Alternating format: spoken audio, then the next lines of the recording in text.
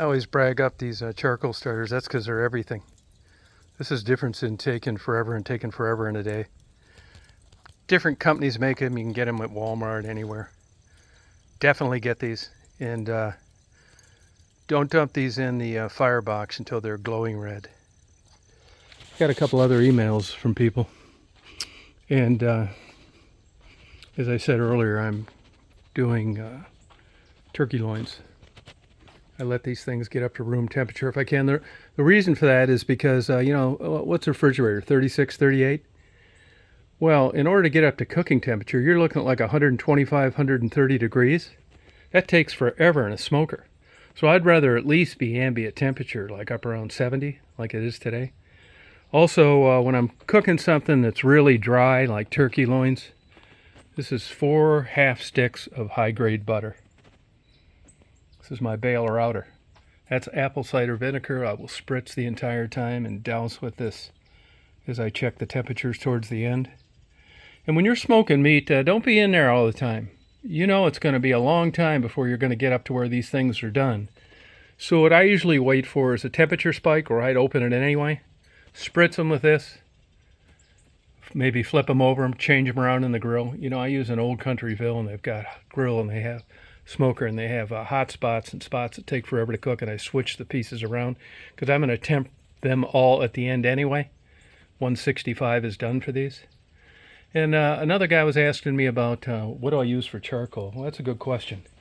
You can use a lot of different kinds of charcoal. I've tried them all. As a matter of fact, I just tried this Meathead charcoal. My opinion, I thought it was overpriced and no different than a lot of the lower priced ungraded charcoals. I think it was 32 bucks a bag, not worth it.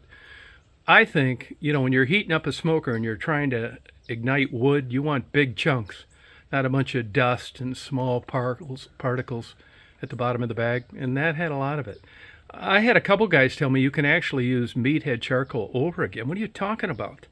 It did burn clean. It was like dust at the end, but you're not using anything over again. So for $32 for a 22-pound bag, thought it was overpriced. And another guy asked me, well, how do you get your charcoal starter going? Well, I do it with these Weber lighting cubes. They work good, man. You can use one, or you can use two if you're in a hurry. People have emailed me and said, well, they have petroleum products. Well, that's probably true, but I wait, and they tell you on the box this, of course, nobody probably ever reads. I wait until those are totally gone. It's no problem because the coal takes way longer than it takes for the fire cubes to dissipate into nothing. So it's never an issue, but it's true. If there is a petroleum product in it, welcome to coal.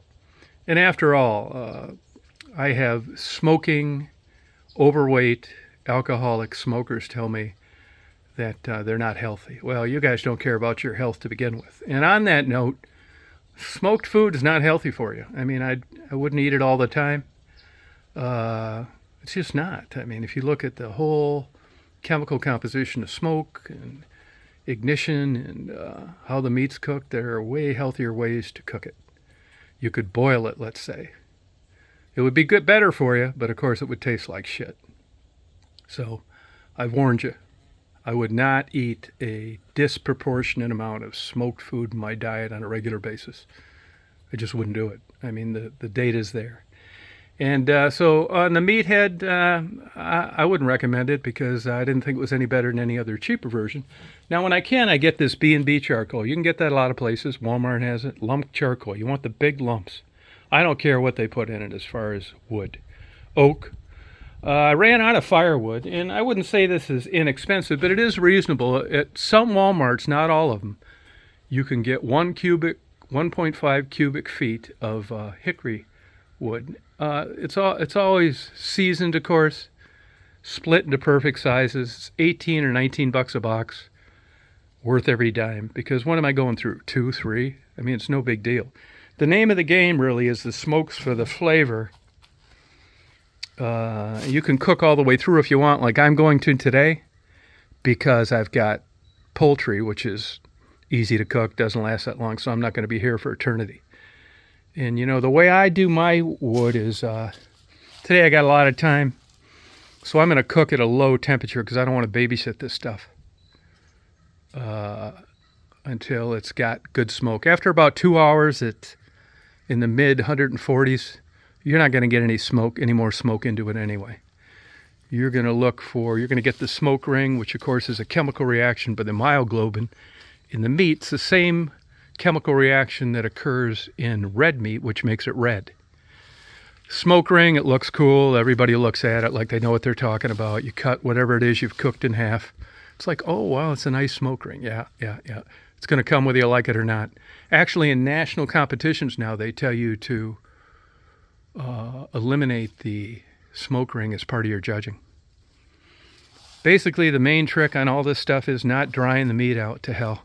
When you got your work cut out for you with cuts of meat like turkey. Drier than hell to begin with. I don't really like turkey, which is why you see that butter there and why I've let it come up to ambient temperature with top-notch olive oil. Party on.